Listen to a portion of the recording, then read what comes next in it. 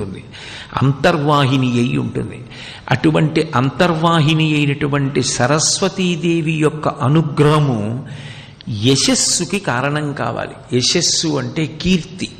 కీర్తి ఎవడు పొందాడో వాడు పరదేవతానుగ్రహాన్ని పొందాడు అని గుర్తు. అందుకే మీరు సరస్వతి అష్టోత్తరం చదవండి, లక్ష్మీ అష్టోత్తరం చదవండి, పార్వతీదేవి అష్టోత్తరం చదవండి, అమ్మవారి నామాలన్నింటిలో మీకు ఒక నామం తప్పకుండా కనపడుతుంది, యశస్విని అని. యశస్విని అంటే కీర్తినిచ్చున్నది. కీర్తి ఒక రాత్రికి రాత్రి వచ్చేది కాదు.